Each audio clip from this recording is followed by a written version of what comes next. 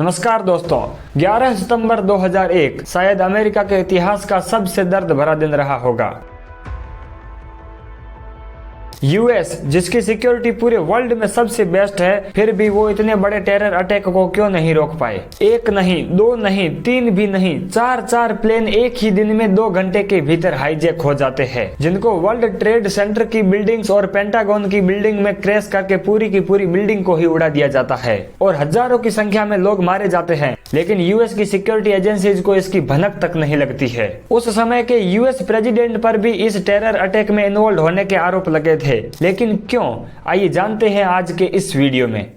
Our very freedom came under attack in a series of deliberate and deadly terrorist acts. 11 सितंबर की सुबह सुबह American airlines की flight 11 Boston के international airport से take off करती है। इस फ्लाइट को बोस्टन से लॉस एंजल्स को जाना था।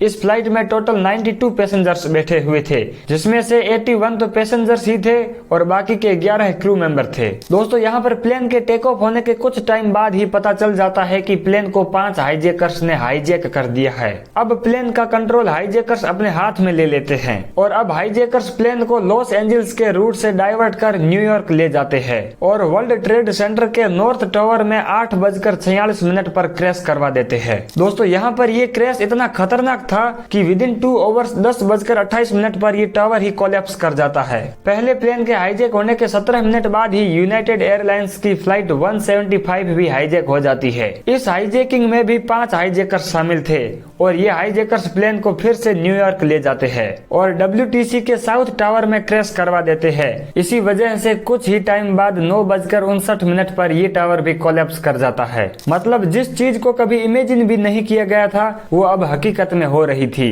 दोस्तों, यहाँ पर अब तक 2 प्लेन हाईजैक हो गए थे, लेकिन यूएस गवर्नमेंट ने फ्लाइट कैंसिलेशन को लेकर अब तक कोई भी एडवाइजरी जारी नहीं करी थी। इसी लापरवाही का ही नतीजा है कि इसके बाद भी हाईजैकर्स 2 और प्लेन को भी हाईजैक करने में कामयाब हो जाते हैं। पहला प्लेन था अमेरिकी एयरलाइंस की फ्लाइट 77। ये प्लेन वॉशिंगटन DC से लॉस एंजल्स जा रहा था, लेकिन बीच रास्ते में ही पायलट और पैसेंजर्स को पता चलता है कि ये प्लेन भी हाईजैक हो चुका है। इस प्लेन हाईजैकिंग में भी 5 हाईजैकर शामिल थे।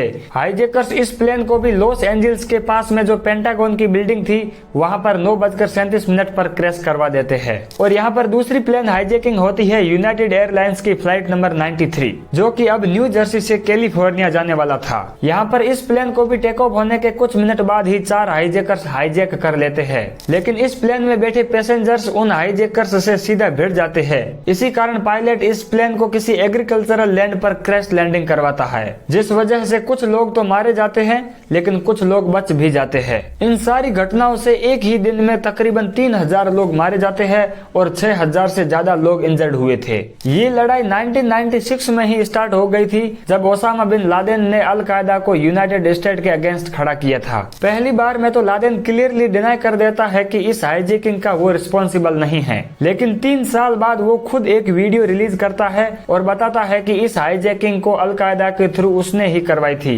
जिसके उसने कई सारे रीजन भी दिए थे। यहाँ पर वो पहला रीजन देता है कि यूएस हद से भी ज्यादा मिडिल ईस्ट में इंटरफेयर कर रहा है। यहाँ पर वो दूसरा रीजन देता है कि यूएस इजराइल को भी सपोर्ट करता है। यहाँ पर वो तीसरा रीजन देता है कि यूएस लेबनान को मुस्लिम के अगेंस्ट सपोर्ट करता है। और यहाँ पर चौथा रीजन था कि यूएस ने इराक पर सैंक्शंस क्यों लगाए हैं। हालांकि इस 9/11 के हमले के बाद से तो यूएस ने मिडिल ईस्ट और अफगानिस्तान में और भी ज्यादा इंटरफेयर करना शुरू कर दिया था, जिससे यूएस और टेररिज्म के बीच रिवेंज वर्सेज रिवेंज का ये गेम और भी बढ़ता गया। इसके बाद यूएस ने टेररिज्म को समाप्त करने के लिए सबसे पहले अफगानिस्तान के तालिबान पर ही अटैक किया था। उसी वक्त लादेन भी यहीं पर ही छुपा हुआ था, लेकिन वो इस अटैक में बचकर भाग जाता है। हालांकि मई 2011 में यूएस लादेन को भी पकड़कर मार देता है। दोस्तों, अगर आपको ये वीडियो थोड़ा बहुत भी इंफॉर्मेटिव लगा है तो इस वीडियो को शेयर और चैनल को सब्सक्राइब जरूर करना। और दोस्तों, भारत ने कांधार हाईजैक को किस तरह हैंडल किया था, अगर वो वीडियो भी देखना चाहते हो तो यहाँ पर क्लिक करके देख सकते हो।